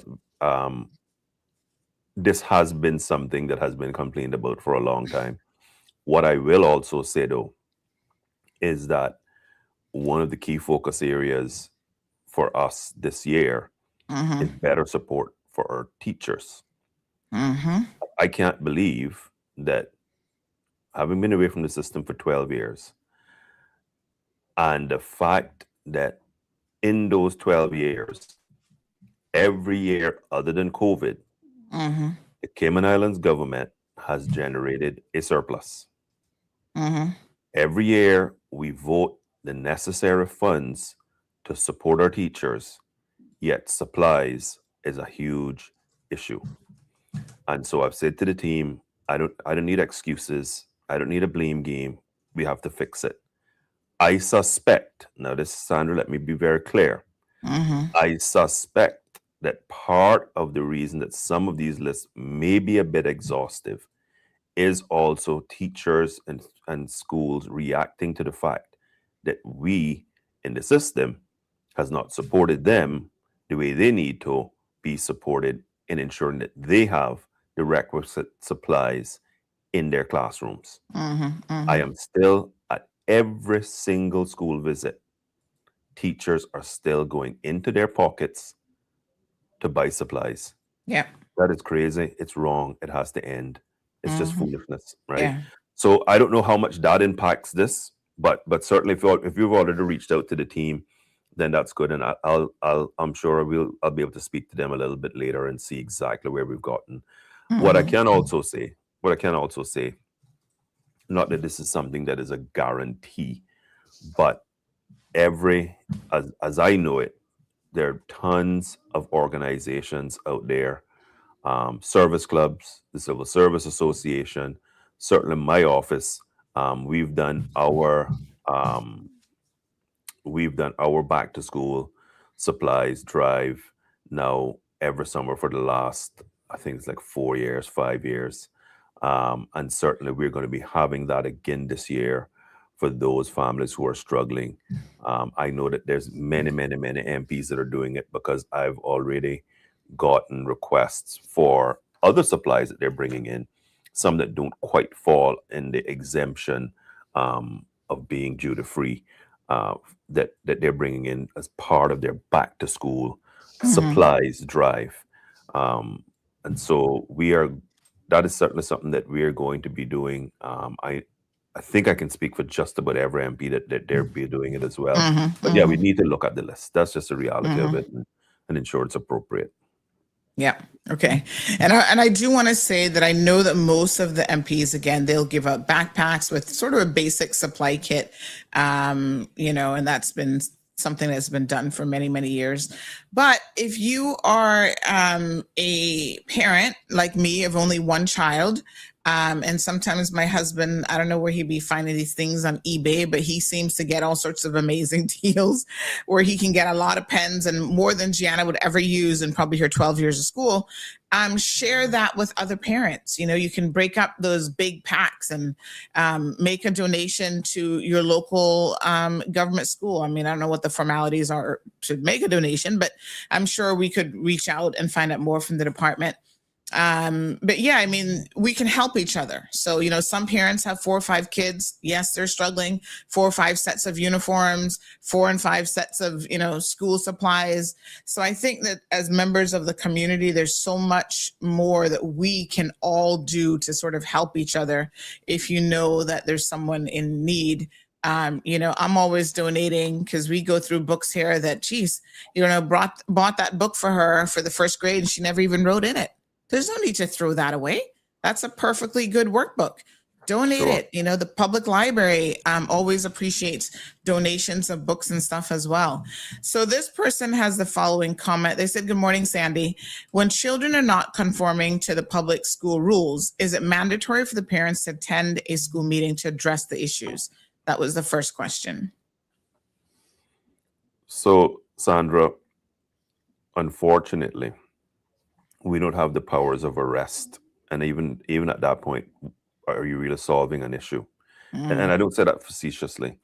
Schools actively try to engage parents around issues. The bottom line is a lot of parents and a lot of homes that our children are coming from that are most challenged, the parents don't show up, right? The parents don't show up. And even when they do, there's times where their behavior becomes so atrocious that it simply supports the negative behavior that they're seeing in school anyway. So it's teacher, principal bodies every single day of the school year are actively trying to engage with parents of children who are posing challenges. The word mandatory, I think, is the key word there. We can't make it mandatory in the sense that what ultimately would we do? A lot of those are struggling, poor. We got drug use. We got all sorts of things happening. You can't find them. They're not. A number of those parents won't have the money anyway. And so, yes. So the question, my response is yes. We try to engage with all those parents, but mandatory is we have to keep the children in school. What are we going to then do if the parent would show up, say that the child can't come? So there's a little we can do when a parent outright refuses to engage. And that's just a sad reality. Not a big percentage, thank God. Yes. But that's a sad reality of a small percentage of parents who have kids in our system. So sad. Okay.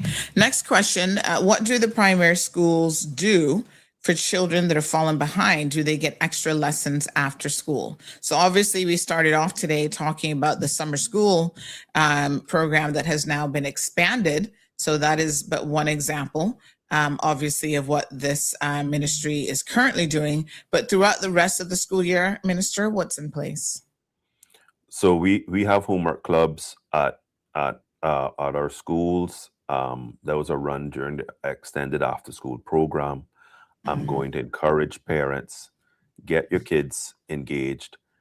Tons of teachers already voluntarily provide enrichment programs for children they know are struggling. This is an area that we want to focus on more when we re-engage and reshape what extended after school needs to look like, because we do realize that some additional instruction would be beneficial. However, the one thing that we also have to be cognizant of is a child has already been in school for 8 hours. When is the next hour of instruction too much?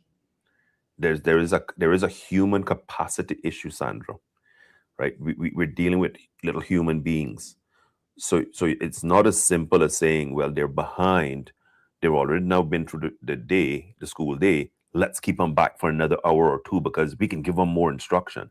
A lot of those children by then are burnt out, right? And just from a physical standpoint, what I think is important is that, especially around numeracy and literacy, is that we continue to ensure that differentiated instruction and specialist instruction is given to children who are falling behind or who come to us behind from the time they're in reception. So we can catch them early, see if there's an underlying issue, and try to address the underlying issue. I think, Sandra, from where I sit, and this isn't just me saying this, this is something that I think exists in just about every school system around the globe. Early detection of underlying learning issues is usually the way to go. And that's how we can usually then catch children up. Identify those early learning issues from the time they're a toddler. You've heard me talk about mandatory reporting. From the time they're a toddler, making sure that pediatricians and parents are reporting things early. I can give you a story, Sandra, that it's sad, but then you get where parents come from as well. And this is why we need to make such a push to all parents. If you notice something slightly off, I'm going to use that word loosely, with your child from the time they're born, say something. Don't assume, oh, they'll be okay. Don't make that assumption. Report it, and let's get children evaluated. There's no shame in having a child evaluated. If a child is born with some medical, biological deficiency, the quicker we realize it, the quicker we intervene, the better life chances they will have.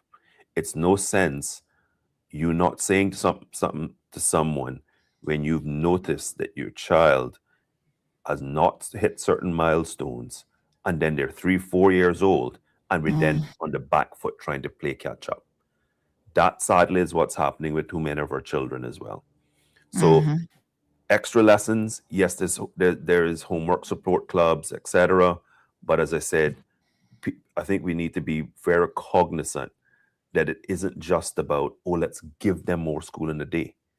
They are human beings, just like us. If you can't get all your work done, literally you can't sit there for another 5-6 hours. At some point, you have to rest and come back tomorrow, right? Yeah. Yep, absolutely. Thank you so much. And final question from this listener is, does the government schools have recess at lunchtime at different times based on the age of students? So is there like a sort of, I guess, graduated or scheduling difference at lunch, and does everybody take lunch at the same time? So Sandra, no, that's an excellent question. And that is one that I asked when I was at my school visits as well.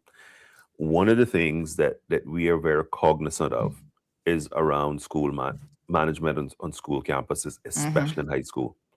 And so one of the things that we want our leadership teams to do is to look at how you can break up those lunch and break times and ensure that, let's just say, year 7 through 8 or 7 through 9 are doing lunch together, and then the older kids are having their lunch times at different times.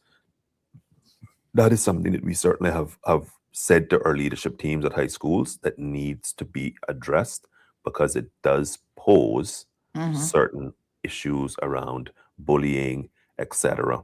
Because a lot of kids naturally will pick on children that are smaller than them or younger than them, less mature than them. So yes, good question. And that is something that we're certainly looking at to try and ensure it's happening at some schools, but we need to ensure that it's a focus point for us. Another question says, ask the minister if he's going to put these changes into policies. As we've seen, when ministers change, many initiatives started or stopped. This happened with him with the national PTA program. So how do we get to the point where there is some degree of continuity, regardless of which minister is in? I know this is obviously, the question of, are you tying politically and policy initiatives? Are you tying someone's hands. So maybe a policy that just doesn't work if you embed it into legislation or regulations. But at the same time, it also means that programs that were working are easily abandoned. Is there any sort of solution or balance that you can offer to that situation? Sandra, the short answer is no. Even if it's in legislation, a new government can change legislation, right? Right. What I think is most important is that the policies that we do put into place are monitored and followed, first of all, and that we're very clear and transparent around those policies, which is something that we know that we need to up our game with in terms of publicly putting out there in a much more clear and more transparent way what all the policies are, so the public can actually read them and see them. Yeah. When we get to that point where we can have, because we're reviewing a number of our policies right now, right? There's a number of policies we're looking at and saying, okay, this needs a refresh. Let's look at what it needs to look like. What I have said to the team is one of the things that we need, that is a great way that we can use technology, is we need to be very clear and transparent around where we publish our policies, so that the public can see them, because the public has a right to see our policies. I think what that would do, when we do a better job at that, is that the community will keep pressure on future governments when a good policy is in place to then say, but hold up, this was a good policy. Tell me why this is not being enforced now. Tell me why this is no longer the case. Because I think that's what happens, Sandra, is that we create a lot of policies, we communicate them to schools, we train up our teachers where appropriate to support them to enforce and implement the policy. But then, because there's still there's too much lack of transparency around that whole piece of it, a lot of times the public isn't really aware of exactly what the policy is and says, and therefore it's easy for it to simply be scrapped and dropped sort of behind the scenes. Very good. Future policies need to all be properly published on all of our websites, all our social media. Those should be being pushed out. The public has a right to see what the behavior policy is. For example, when right now, as you know, I'm committed, absolutely 100% committed to 100% cell phone and device ban in our schools. Too much disruptions. When that is going to be implemented, that's going to be implemented via policy. That is something that we're going to publish. The public has a right to know and a right to see it. Very good. All right, Minister, I know that we were supposed to get to, I'm just cognizant of the time here, that we're supposed to get to some finance matters, and we haven't as yet, because education is always top of mind for so many people in the community. Let me ask you a question so that we don't rush, because I know you've got another appointment that you had pushed back, so that we don't rush the finance part. Can we have you maybe, I don't know if you're planning on coming back on next week, Friday, but can we just do like a dedicated show to just the government's finances and asking questions around that and figuring out exactly where we are? So Sandra, I go on leave, on personal leave on Monday. Okay. So sadly, I'll be on leave for a couple of weeks with my daughters. We could do it as an interview. Yes, I was going to suggest this. I'm actually conducting one tomorrow anyway. CMR, thankfully we have our own now dedicated office space and recording studios. So I will make myself flexible, because I think that these are timely and important things around government finance. We had finance committee, I think it was just last week on the 30th. That's right. And these are things that people do want to know about. So can we perhaps look at our schedules and figure out something over the weekend where we can do a pre-recorded interview, and then I can share that next week with our listeners here. Okay, so we'll do that. Thank you so much, Minister. And Lady D, good morning. Morning to Jamie. Jamie is saying good morning to yourself. And to me, Lady D says, question, Minister, what happens when the teacher has been told by the parent that their child faces certain difficulties, and it in turn the teacher threatens to take the child differently, to treat the child differently by ignoring them? Oh gosh. That has to be reported to the principal and then escalated if it has happened. I mean, look, as minister, chief officer, team, and the department, we can't be everywhere to see every situation. If a parent has had an issue, there's a procedure at every school, and it starts with your principal. Put it in writing. First of all, don't just show up, please. Put it in writing and request a meeting so that your complaint can be heard by your principal. Okay. Very good. So again, but Sandra, yeah, I do have to go because I'm already Yes. going to be late for my 9:30. Yeah. But it's been, I think it's been as an X breakdown. So please ask me to bust the move. There you go. That was a quick one. The arm movement. Minister, thank you so much. It was called popping, Sandra. Popping. Oh, excuse me. It's not arm movement. I know nothing about breakdancing. I'll be the first to tell you. All right. So thank you so much, Minister. We appreciate it as always, folks. Another Ministry Matters segment with the Honorable Ralston Anglin. I'm pleased to say that we now have the Honorable Catherine Ebanks Wilkes, who is going to be joining us as part of our Ministry Matters. And we're hoping that next week we will have Minister Jay Ebanks on to talk about things that fall under his portfolio as well. We still got to get Minister Isaac on. We also now have Minister DaCosta on board. So folks, your ministers and this government, this NCFC government is really committed to making themselves available to coming on the program, hearing directly from you, the people, taking your questions and comments and engaging with you. So Minister, thank you so much as always for your time. Thank you, Sandra. And just to end off, first, I just want to wish everyone a safe and happy weekend. Enjoy the World Cup. I'm sure everybody's football lovers like myself are enjoying it.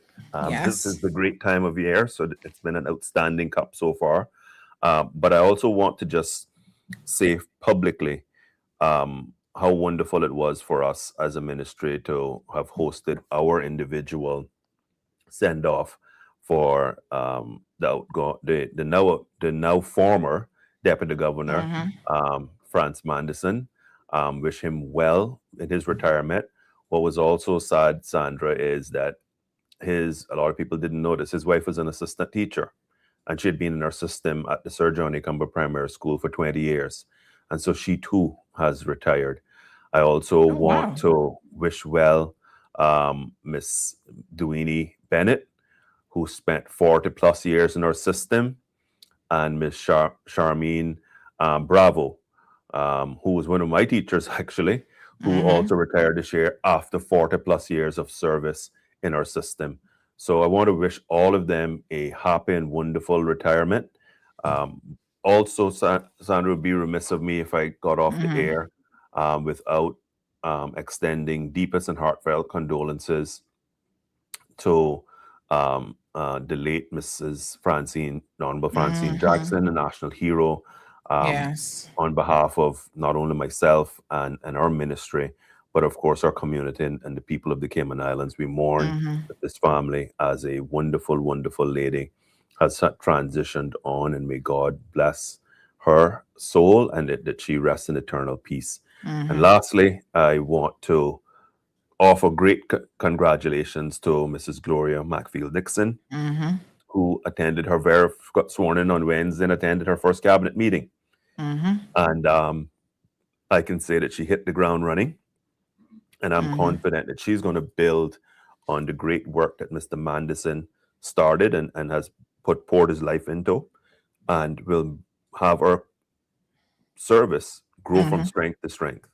Grow from strength to strength. So I just want to say it's always a great time to be alive. Yes. But we just got to thank God for our blessings, be thankful every day. Let's support our children. Let's do what we can to support our schools and have a wonderful, wonderful weekend. Fantastic. And of course, Anthony is reminding you NFL preseason soon start, hashtag Tampa Bay. And Lady D says France versus Argentina for the finals. So thank you so much, Minister. Have a beautiful day. And I'll message you regarding the interview around the finance because I had my questions ready, but we just ran out of time. Thank you so much. Okay. Thank you. All right, folks, 9:28. We got one more minute of showtime. We're going to be ending on time today because little Miss Gigi has a tutoring session at 10 o'clock. So we want her to be able to get in here and get on the computer behind me and get ready for her tutoring segment. She actually wanted to sit here today and read her book behind me, but it's like the book, like I said, that reads to you. So I was like, oh no, we can't have that background noise disrupting me. So we share space, that's just how it is, folks. You gotta share space sometimes. And of course, her reading is really, really important, but we have to kind of schedule it around my show and what we're doing. But don't worry, she's got all day long that she could do some reading now because she's just going to sit here and read for like 20 minutes and think she's done. And I'm like, oh, no. You're going to spend more time reading your book. All right. This person said, Sandra, whilst the school supply list may be exorbitant, parents still need to be more grateful. There is no school fee and the children are being fed 2 meals each day. True. I'll support that. Maybe it's time to reinstate a school tuition. People need to stop expecting government to cover everything. Cha. Typical Cayman and cha. And those same parents that complain about cost of uniforms, I bet their hair and nails are done and they're toting a Michael Kors handbag. Stop it.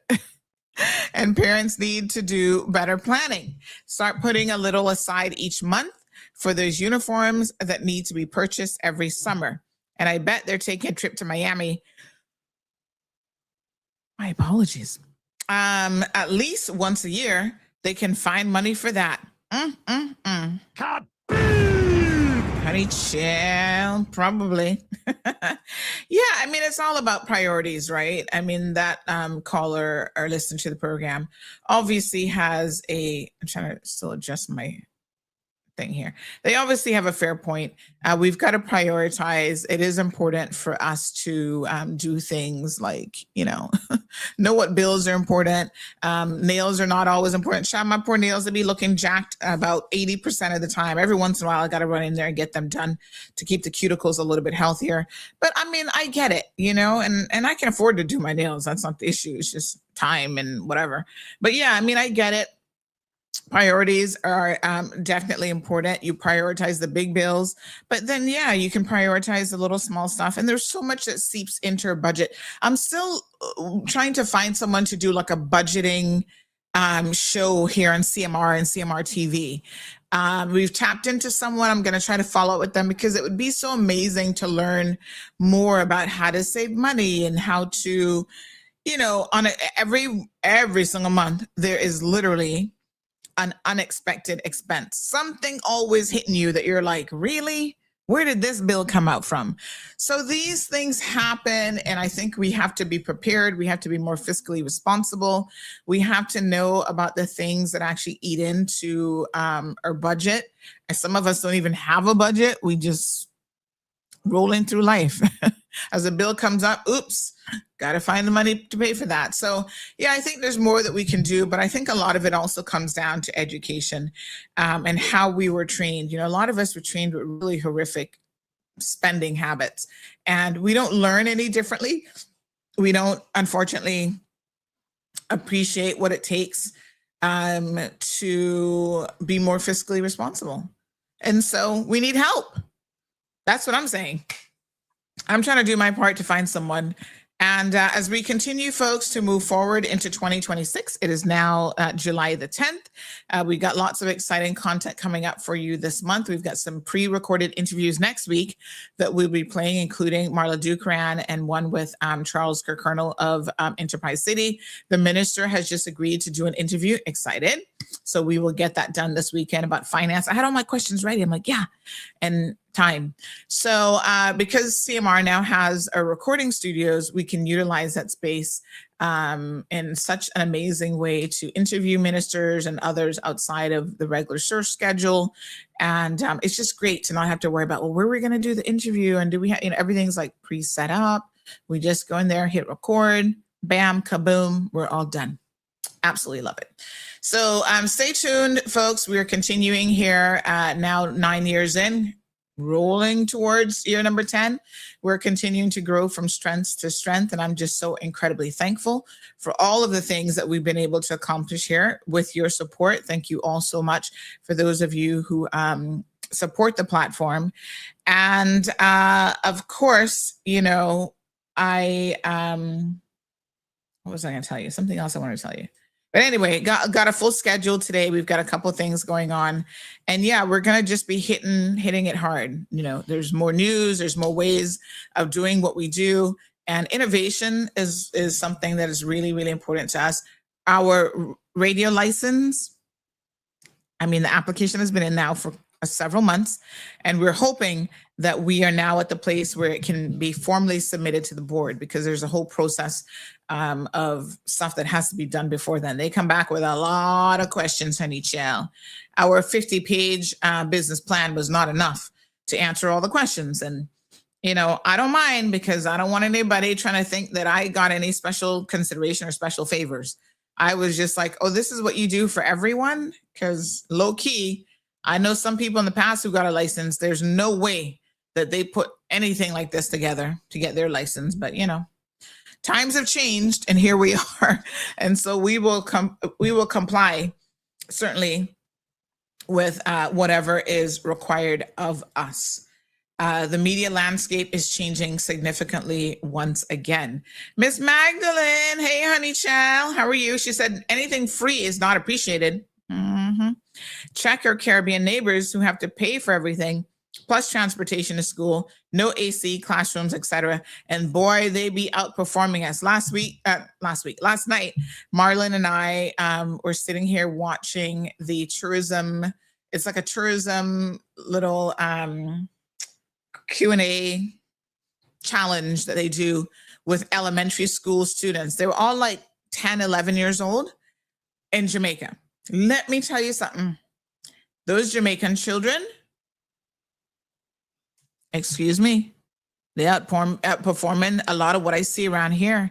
They knew questions. It was math, tourism related. So they might ask like a math question, but like tourism, like, okay, if an Airbnb charges $750 per night and they're getting a 20% discount, what is the largest of, look here. They had their little pencils right there. They were very, very impressive. I was like, at things about, the geography, like, what parish is known for this and that. Y'all need to step it up. That's what I'm going to say. Ms. Barbara reminds us, if you cannot afford children, do not have them. Hello. Y'all be having children for the wrong reasons, trying to keep mad and all kind of other foolishness. The child is not going to make the man stay. The sex might for a little bit, and then he'll find somebody else who can give him just as good or better. So, that doesn't last long, but don't bring children into it. Don't bring a whole life into it that you're not ready for, and that's going to be joining you in your chaotic life. So get with the program, folks. Miss Ann says, yes, we watch that show with the kids sometimes. They are so smart. They are very, very smart. And I mean, knowing the answers like this, So I want to see Cayman do more of these kind of brain ball type shows and stuff as well. We had an idea for one, and now that we have a little bit more space, I think we're going to start working on how to make that come to fruition. Where there's a will, say it together with me, class. Where there's a will, there's a way. And we got a lot of willpower around here. All right, beautiful folks. I did tell Miss Gigi that I would be off in time for her to get on for her tutoring session with her teacher. And thank you to all of the teachers. Oh my God. Can I just tell you, they're teaching during the school year, which is not an easy job. And then during the summer, they're also making themselves available for tutoring. So, you know, we have this tutoring segment with her teacher. She's halfway around the world and back in her home country in Ecuador, but she's logging on with her students every day and still offering them tutoring opportunities. So Gigi's doing some tutoring with her. She was doing some at the what's the one, the Math Performance Center? I have to get the proper name. So yeah, you know, these teachers are dedicated and they're continuing to work, a lot of them, even during the summer months. And, you know, we really appreciate them putting in the time. I'm willing to put in the time as well. I got a whole slew of books right over there. She's got division, multiplication, writing. Hold on, let me just grab and show you. I'm a book person, so you know I always be buying these workbooks.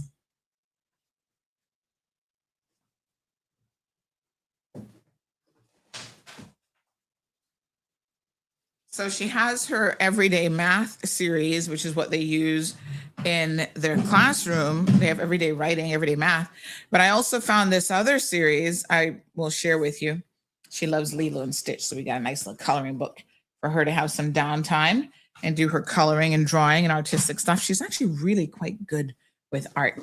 And then this one, I don't know if you guys have ever heard of this system before. Oh, this first one's got a little rip in it. But it's called the Kuhlman system. And in the US, you can actually go to these Kuhlman centers and they do intensive work with your children to really bring them up to par. We don't have a Kuhlman system or center here, but you can actually order the books. I got all of these off of Amazon. We have multiplication, writing, word problems, division, addition and subtraction, and geometry and measurements, all for grade 3. So they actually do them by grades. But check them out. There's tons of different ones in the math workbooks, geometry and measurement, again, for grades 1 through 6. Word problems, reading workbooks, and writing workbooks. So anytime I go away, I'll normally be coming back with workbooks in tow. And, you know, these are some of the ones that we have right now. So she has done some in her little, her little multiplication. Child, I'll be trying to work on that handwriting because she's a lefty. And so some of the little numbers and stuff, I'm like, what? That's supposed to be a 2? That looks like that's reversed. Anyway, so we're working more and more. So she's been doing some of her Kuhlman math. So this weekend, I will get her to do some more of these drills. So they break it up into different ways. It's actually quite a good system. So every day, make them do a little bit. Half an hour here, half an hour there. You know, it's not like they're sitting down for 5 or 6 hours doing it. She's up to multiplication on page 46, multiplication 7 times. So when she gets to the 7, 8, and 9, those are challenging. So we're going to continue to work on those. Anyway, lots of resources out there, honey child. If you need any help with suggestions or resources, just link me. I don't have any problem with sharing knowledge. That's one thing that is absolutely free. And I will share it with anybody who is interested. That's all I got for you. So you guys have a wonderful and safe weekend. Please be careful. Good morning, Christine. Please be careful on the roadways today. Interesting question, though. How do you know whether you can afford children? Look at your budget. If you are struggling now and have no kids, then you can't afford children. That's such an easy formula, and they are expensive. And so, you know, sometimes people underestimate the cost of a child, and it certainly depends on what type of lifestyle you are trying to give that child. So if you want to be able to travel with a child, you sit down and figure out a ticket. I'm just looking at tickets now. I'm like, oh, we have some frequent flyer miles that we can use. Be creative. But no, children want to do a little bit of something for the summer camps. Sit down right now and figure out what the average summer camp is going for. $300 to $500 a week during the summer. If you're going to put them in camps, can you afford it? You just got to sit down and do the math. As Ms. Barbara says, there is a way to certainly do that. Babies are easy because, you know, well, maybe you got diapers and they can wear little onesies. But when they get older, honey child, there's lots of things that My apologies. There's lots of things that add to the cost of having children. You got to feed them, you got to clothe them, school. If they're in government school, there's still some expenses around supplies and uniforms and so on. If they're in private school, you got all of that plus the private school tuition. So you can do the math and figure out whether or not you can afford them and how many you can afford. All right. So, big birthday. Shout out to friend, one of our top fans for sure. He'll tell you he's fan number one. Colin's birthday, he's celebrating a birthday. He is going to be all of 21 years old tomorrow. I can't believe it. I remember when he was a little kid.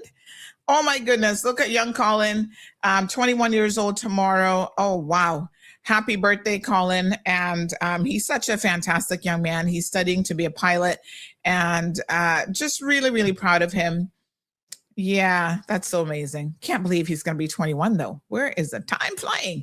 But anyway, he's doing lots of positive things. So Colin, happy birthday to you when it comes tomorrow. We'll put up a little birthday shout out. Gabby says, in teenage years is not for the weak, laughing out loud. Ooh, honey child. I'm not sure if I'm ready yet. We're not there yet, but I don't even know if I'm going to be ready.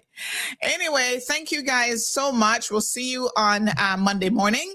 Just a quick reminder that Health City Cayman Islands is on their summer break. So they take a little bit of a break this month, July and August, and then they'll be back with us in September. So yeah, fantastic times up ahead. You guys have a safe one and see you soon, Monday. Okay, be safe. Thank you for tuning in to another episode of The Cold Hard Truth on Bobo 89.1 FM. Cayman's #1 talk show is live weekdays from 7:30 a.m. Never miss an episode again. Watch anytime on CMR's Facebook and YouTube channels for the latest show episodes. Don't forget to follow us online on our social media channels and visit CaymanMarlRoad.com for all the latest news and community happenings.